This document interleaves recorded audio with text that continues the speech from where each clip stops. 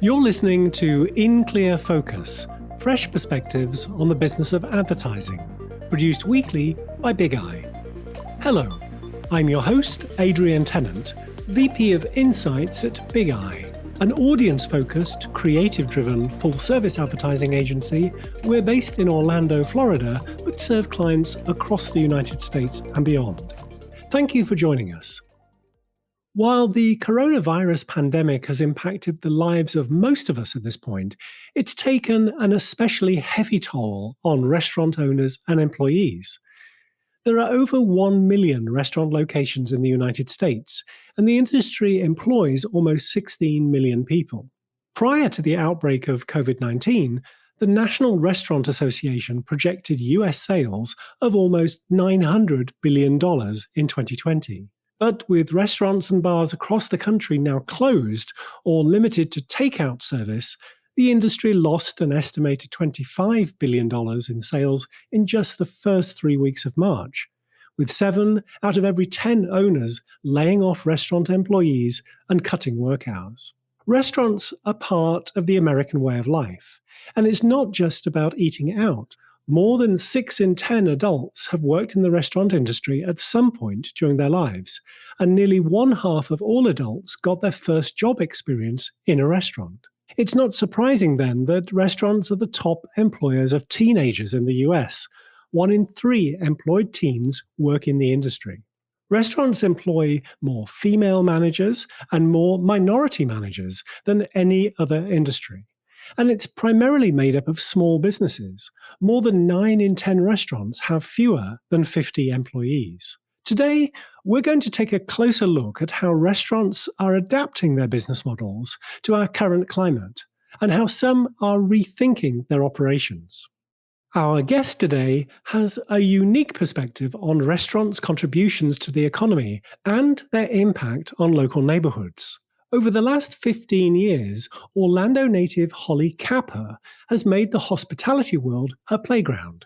After graduating from Brigham Young University, Holly attended culinary school and worked as a personal chef in Paris, France, upon graduation. Holly never intended to work in restaurants, having entered culinary school with the goal of working as a food writer and restaurant critic. But with student loans looming, she took a job as a line cook and fell in love with the energy of restaurant kitchens. In 2007, Holly returned to Orlando to attend UCF and graduated with her Master of Fine Arts degree in creative writing in 2009. During her postgraduate studies, Holly began working for Orlando Weekly as a food and restaurant writer, and still contributes to the alternative weekly newspaper regularly. Holly's career has spanned cookbook and magazine editing, recipe testing, and food styling, but most of all, a lot of writing. Her work has appeared in national publications like the New York Post, Marriott Traveler, Delta Sky, Travel Weekly, and Travel Zoo. Currently, Holly works in culinary public relations, representing some of Orlando's finest chef-driven restaurants. A year ago, in April of 2019, Holly launched the Culinati podcast, dedicated to exploring the big ideas in the galaxy of gastronomy. Welcome to In Clear Focus, Holly. Thank you, Adrian. I'm happy to be here. So, what inspired you to launch the Culinati podcast? Well, it was kind of a roundabout way. I've always had NPR dreams. I've always loved listening to public radio, and particularly the interview shows like Fresh Air. I often thought about what it would be like to, have my own radio show. And as a journalist, I spent a lot of time interviewing people, and truly that was the best part of being a journalist, was being able to get in touch with people, learn about them, and learn about, the things that they are passionate about and the cool things that they're doing. And It came to me that most of that stuff that we were talking about wasn't going to make it into the articles that I was writing because that wasn't the subject of the articles. I was like, well, there has to be a place for those things because those are the real interesting stories. I feel like there's something really magical about a really good interview. So that was the main inspiration. Exploring the big ideas in the galaxy of gastronomy. That's a great logline, Holly. Thank you. You've been doing this for a year now. How do you determine which topics to cover in your podcast? In my work, I run across these chefs and restaurateurs who kind of champion a cause. And so I wrote down all those causes that I had heard about from my friends in the culinary industry. For example, food waste or community building or championing veganism or composting, anything like that that's in the food world, but that is an idea. More of the philosophy behind what people are doing. And the reality is that, even before the coronavirus crisis hit the restaurant industry is it's a hard one and it's always been hard. And there has to be a reason why we get up every day and dedicate our lives to this crazy industry. And the reality is that a lot of the chefs and restaurateurs, they really believe in a lot more than just producing great food. There's big ideas behind what they're doing, and there's causes that they're championing, whether it's women in the workplace or providing a living wage for restaurant workers. There's always a reason why we get up in the morning and do what we do. And that's what I wanted to discover behind what my friends in the culinary industry were doing. I was really interested to hear you talk about your experience as a writer influencing the way you approach the production of the Culinati podcast. But I'm intrigued, did you have any prior experience with audio production? Very little. So when I was in high school, I was the singer in the jazz band, and I did a performance at the Winter Park Art Festival. This was in 2002, right before I graduated, and the show was produced by WCF on 89.9 Jazz and More. And the station manager, who is still there, Kay On Riley, she came up to me afterward and she was like, you have a great voice, and I know you're into, music. So if you would like to intern this summer before you go off to college at WCF, we would love to have you. And I don't know if she really thought that I would take her up on it, but that's just kind of who I am. I've always been, a go-getter. I've never been afraid to take up an opportunity, and it sounded pretty cool. So I actually ended up working there for the 3 months before I went to college. And I did get a little time on the air doing the weather and traffic reports on 89.9. And it was so cool. I never really thought it would become part of my career, and certainly never really put food and audio together until it really made sense for me. And it all kind of came together at the right time and right place. Now, you mentioned that your podcast tends to focus on businesses within the Orlando area, yet your topics have national prominence. You publish one episode per month on average. How did you arrive at that frequency? So it is an average of one episode per month. So it takes me a while to research my guests, to send them a little questionnaire, get those answers back, formulate my questions, and be really thoughtful and just more curated with the questions that I ask, because I want it to be a really slick show. I spent a lot of my career as a travel writer and have met really incredible chefs and farmers and artisans and cheesemongers and vintners and oenologists who I would love to have on the show. But for right now, we're staying local. And part of the reason for that, my whole career, really, I have felt like a champion for this town. I grew up here.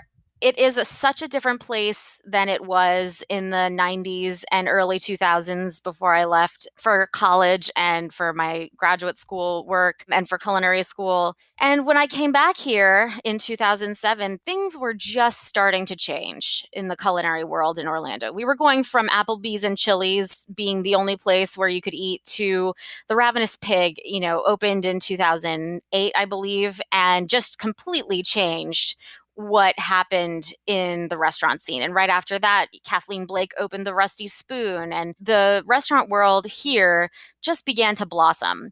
And I feel like Orlando is such a sleeper city.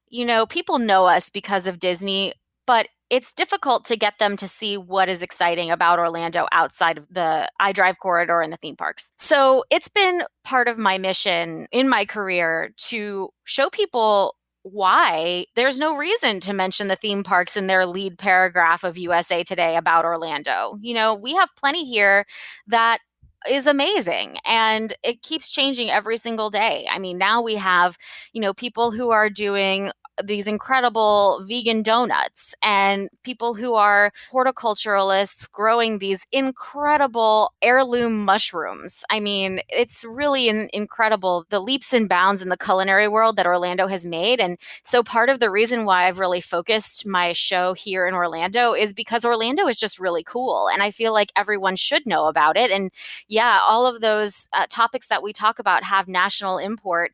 And so I think that really shows that Orlando should be on the national stage when it comes to having these conversations about the big ideas in the culinary world. A Harvard Business Review article published earlier this month cited a national survey of small business owners. Among restaurant and bar owners, 70% said they expect to go out of business if social distancing orders last into July. Do you have any examples of particularly creative or inspiring things local restaurants or businesses have been doing to stay afloat during this pandemic? Sure. So I think one of the greatest things that's come out of this pandemic is the creativity that we're seeing, and especially in the restaurant space. And part of it is due to desperation, certainly. Restaurants operate on the lowest margins of any industry, usually between 7 and 9%. And so this is a lawless time for restaurants. And, I tell my clients that if you ever wanted to try something, this is the time to try it. So, yeah, we're seeing a lot of really cool, creative ideas that may not seem cool or creative now, since we are about a month and a week into this pandemic. But, before this was happening, these things didn't exist. For example, family meals. A lot of the restaurants that were in the past more of an adult focused restaurant, a fine dining restaurant, or upscale dining restaurants, they're really focusing on things that make it easy for people to feed their family. And that could be things that are more one pot, so you don't have to clean a bunch of dishes, like a lasagna or like a fried rice or something like that. And then adding sides and adding drinks. I think that that's really innovative in this space. And I think people really are taking advantage of it. They're really big sellers among my clients, especially, which are located, anywhere from Winter Park, which is a much more adult focused community, to Lake Nona, which is really a family focused community. So I think that that's been really creative. We've also seen really cool things like Black Rooster Taqueria is doing margarita grams for $20. You can send your friend a margarita gram, which includes the margarita mix, the tequila, some salt, and some cut up limes with some instructions on portions, which is really cool. Of course, they check IDs upon delivery, but I think that that's adorable. We're seeing a lot of really cool things with alcohol delivery, truly. And I think that's also because we've never had that option before. And I don't want to make it sound like this is a great thing for the restaurant industry. It certainly isn't. But I think there is a silver lining here. And that silver lining is that restaurateurs and chefs are getting to be more creative than they ever have in the past. And from that, we're going to see a lot of great developments going forward. We may see new restaurant concepts from somebody who you never would have thought to do. Like, for example, if you have an Italian restaurant, but you've always wanted to try a ramen pop-up, we have seen that. We've seen, people pivoting to delivery that when they first concepted their restaurant, they were like, our food isn't really going to travel well, and I don't really believe in the third-party delivery system. But they've had to pivot really quickly, and so they've made it work. And the reality is that money is money, and people need to eat. I think that we've seen a lot of really cool things come out of this, and while it is certainly a tragic blow to the restaurant industry, and I don't want to underplay that at all, that there will be a lot of cool creativity that comes out of this. And I think a lot of learnings that will improve the restaurant industry in the long run. Let's take a short break. We'll be right back after this message. I'm Eric McGrew, designer at Big Eye. Every week, In Clear Focus addresses topics that impact our work as advertising and design professionals. At Big Eye, we put audiences first. For every engagement, we develop a deep understanding of our clients' prospects and customers. By conducting our own research, we're able to capture customers' attitudes, behaviors, and motivations. This data is distilled into actionable insights that inspire creative brand building and persuasive activation campaigns, and guide strategic, cost-effective media placements that really connect. If you'd like to know more about how to put Big Eye's audience-focused, creative-driven insights to work for your brand, please contact us. Email info@bigeyeagency.com. Big Eye, reaching the right people in the right place at the right time. Welcome back. We're talking to Holly Kapherr of the Culinati podcast. What are some of the things that you've seen small businesses doing that have had the most impact, either on the business themselves or the broader community at large? I think alcohol, like I mentioned before, is one of the biggest things that has made a difference. And I think that there's a real sense of fervor behind supporting your local businesses. And so people are more willing to spend money where they wouldn't have before, like, for example, on bottles of wine that are now 50% off, or on batch cocktails, or on single serve cocktails. So I think that's something that's really working for restaurants if they can hit the right balance. I think also family meals are doing very, very well, especially if you hit the right price point and offer, a family meal for either 2 people or 4 people or 6 people, depending on how many people you have in your household, and being sensitive to how many people, are living at home currently. I think also something that's been really successful has been GoFundMe's for restaurants, and GoFundMe has been a really good partner to the restaurant industry so far. So GoFundMe has announced that they are not taking any commission off of any fundraising effort, and you can withdraw from your GoFundMe at any time without penalty. And those two things were not in the rule book before all of this. So GoFundMe made those two big changes, and the restaurant industry has embraced that. And at least for our clients, we have been working to set up fundraisers, and these fundraisers can go to wherever the restaurant wants. So it would be to, $10 would feed someone at the homeless shelter, or $300 would feed the entire shelter for one meal. $15 goes to Thrive Winter Park, or to feed Winter Park Fire Department. And these GoFundMes, they not only do good for the organization that the restaurant is working with, but they also keep the restaurant employees working, because the more money that's coming into the restaurant, no matter if it's, from delivery or from pickup or from GoFundMe, this money is going to make food. And so in order to make food, we need people who are going to work in the kitchen. And in order to deliver those things, we need people who are delivery driving. So I think the GoFundMe is a multi-pronged success. I currently have a client that launched a GoFundMe in partnership with a homeless shelter. And within 3 days, they had raised over $6,000, which fed the homeless shelter the entire month of May for one meal, which is incredible. So we're seeing a lot of success with that. There are other things that have been really successful for restaurants. For example, one of my clients recently launched a series of virtual wine dinners that was just a rip-roaring success. Last Friday was their first one. They partnered with a local wine market. The chef put together a 3-course menu, partnered with another local business, the wine market. The person who owns the wine market, they paired the wines. And then you could come in for $125 per couple.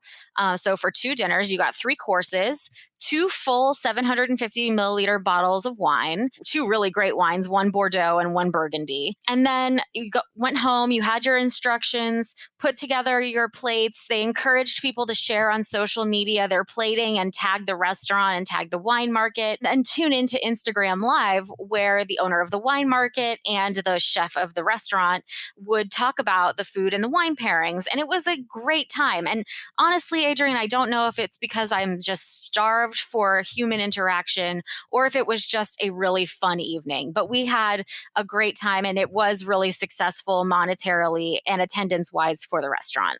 At the time of this recording, we don't have a firm timeline for lifting stay-in-place orders, but how do you see things playing out when restaurants do reopen?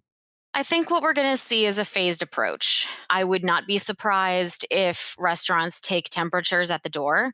I would not be surprised if restaurants outfit their servers and staff with masks and gloves. I would not be surprised if we see half of the tables that you would normally see in a dining room go away for social distancing. I think this is going to be the new normal. I think paper menus are going to be the new normal for a while. I think hand sanitizing stations are going to be the new normal for a while. So I think we'll see that coming as a phased approach. Eventually more tables will be added. Eventually the masks and gloves will go away and be a thing of the past, something that happened in 2020. And I think that, eventually we will see a return to some kind of normalcy. I'm not really sure what that's going to look like, but I do think that at first there will be extra measures put into place that we are going to have to get used to for a while. I also think that we're going to see that the restaurant industry is going to hold on to those delivery and virtual events for a while as well, because one of two things could happen. These are the two scenarios that we're looking at. One, there could be a pop at the beginning because people are really excited to get back out there, get back to a restaurant, and then realizing that they don't have the disposable income that they used to. We may see a situation where the restaurants are really busy for maybe a week or two, and then, things kind of drift off again. The other possibility that we're looking at is that people are just scared to go back to restaurants and scared to go back into public events for a little while. This is truly collective trauma. It's something that we're going through that is causing big changes really fast, and everyone processes that at a different level. And so I think that there may be a possibility that getting back to going to events or going to public spaces may take a little while. It's a very interesting time right now. And like I said, I think it's the best thing that we can do is to prepare for the worst and hope for the best. The statistics show that podcast listening in the US overall saw a bit of a dip in March, due in part to fewer people commuting and the reduction in coverage of sports events since all the major leagues are on hiatus. But now we're seeing listenership bounce back. In what ways do you think podcast listening behaviors might change permanently as a consequence of the coronavirus? I think that it's an interesting assumption that podcast listenership would go back up after all this is over. People are going back to their cars. They're listening at their desks at work. As someone who doesn't have kids and works from home, I have a lot of time to listen to things. And so when this all happened, I just assumed that people would want to listen to more podcasts. They have more time for content. They have more time for content consumption. But the reality is that the places where we consume this content, especially content where we can, podcasts are something where you can listen and you can also do something else at the same time. The places where we do that, like at work or at the gym or, wherever that may be, those in the car, especially, those places are no longer part of our day. And so those places where we listen to the podcasts, those aren't available to us. And so we're not really participating in the podcast. But I think that in another way, podcasts also provide a level of comfort that watching the news or participating in content in other ways don't necessarily provide. And the reason for that is that the audio format is so intimate. And so when you are engrossed in a show, when you are really interested in what the host has to say, when you're really interested in the interview or in the conversation or in the story that's being told, if you're listening to a fiction podcast, I think that there is some escape there. And I think that at this point, people are really looking for some kind of escape and a lot of healthy escapes, because the places where our healthy escapes normally take place are not available for like the spa or even, quiet moments in our cars or at the gym. So I think that podcasts are serving a really important moment in our cultural history here. And because of that, we need to be really cognizant about the topics that we choose and the method in which it's delivered. I think that we have a really big opportunity here for podcasts to cement their place as a place where people went to learn, to be entertained, to grow, and to find some kind of comfort in this crazy world. And also, I'll also say, like, the podcasts that I listen to regularly, they have continued. They have not stopped. They have continued. And a lot of them, they choose not to address the COVID crisis in their shows. And that helps to maintain some sense of normalcy. And I feel like in this time that we live in, we need to cling to some kind of normalcy and some kind of routine. So to hold on to, listening to your Tuesday, Thursday Pod Save America, like, I think that is really helpful and can help us maintain some kind of sanity in this crazy time we live in. In what ways, if any, have you changed your content or editorial calendar to reflect the COVID-19 outbreak? So I haven't changed my editorial calendar, but I have added information to my editorial calendar. So, for example, I had a nutritionist on my show as the most recent episode, and we hadn't intended on talking about this, but we had talked about discussing the cultural ways that our society impacts the foods that we choose to eat and our attitudes towards certain foods like carbs or sugar or fat or whatever. That was what we had intended to talk about. But then all of this happened, and I said, I bet a lot of people are stress eating right now. So why don't we talk about emotional eating and what we can do to combat that so that we don't end up with what's been coined the quarantine 15. So we changed our focus a little bit. And at the end of the show, we did talk about emotional eating, which personally I have some experience with throughout my life. And my nutritionist guest, she also had some experience with that. And then we talked just in general about things that we can do now that we can head off that emotional or stress or boredom eating. So I don't think that it's affected my editorial calendar directly, but I do think that it has affected what I talk about with my guests in specifics. For another example, the most recent episode that I recently recorded, I talked to a restaurant consultant and former general manager of several big restaurants here in Orlando. And, we spent a lot of time talking about the crisis that's going on right now and what she thinks, is coming next, and some really cool tips for restaurateurs that they may not have thought of before. So, I was going to interview her COVID or not, but the questions that I asked, they certainly changed because of this crisis. Holly, if you weren't producing the Culinati podcast, what type of show would you like to create?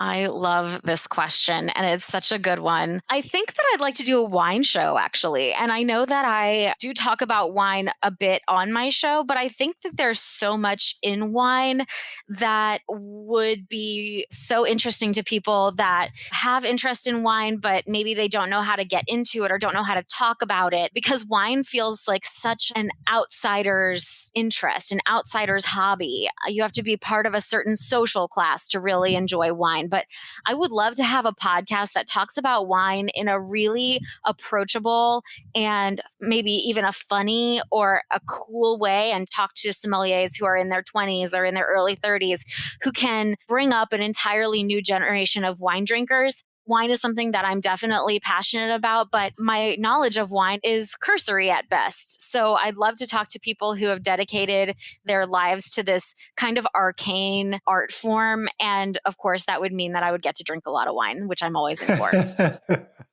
Nice. Holly, if listeners want to learn more about the Culinati podcast, where can they find resources?